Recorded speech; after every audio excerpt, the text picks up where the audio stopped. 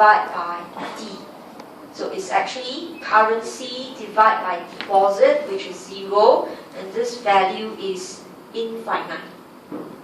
Okay, so that tells you your multiplier M is CD plus 1 over CD plus RD. You literally get infinity divided by infinity equals to 1.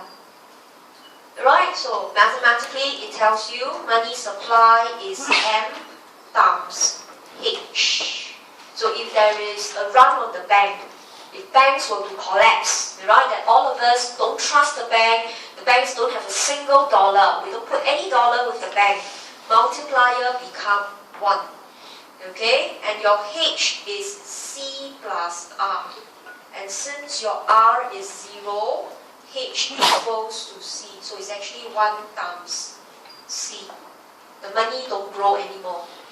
Alright, okay, money supply is becoming only your currency.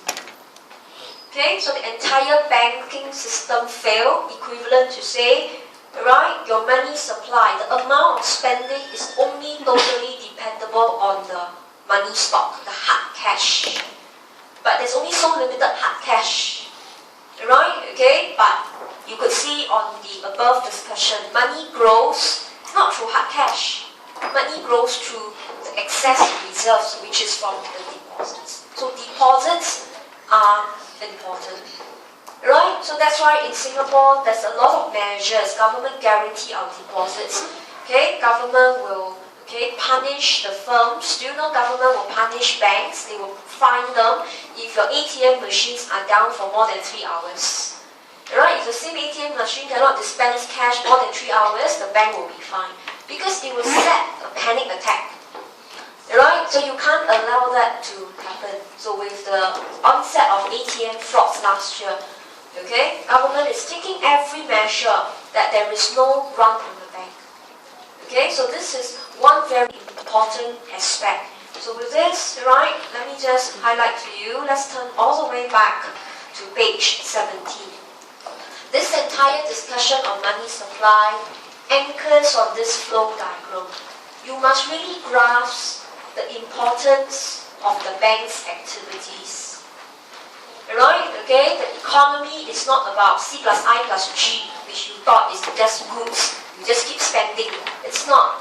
Right? To facilitate the spending, actually a lot of them depends on the banks. So banks is like an organ in the country. And the flow of money is the blood vessel. It must be smooth, it must always be flowing. Alright? Then I highlighted to you, if banks get distracted, instead of operating, alright, what a typical bank should do, if they are more distracted to earn their own profit, okay, they can actually backfire. And this is very dangerous.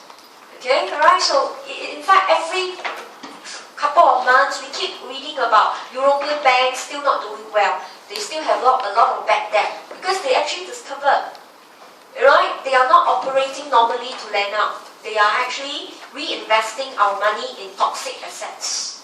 So that's why it takes economy like Europe and US a long time to recover.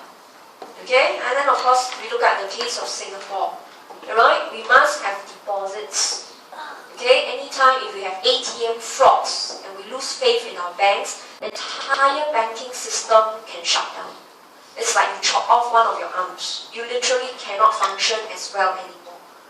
Okay, so that was the discussion on the money multiplier. So it's a very mathematical concept, but if you get the entire overview correct, and you talk about banks' behavior, it will be good enough. So now with that, let's look at page 3.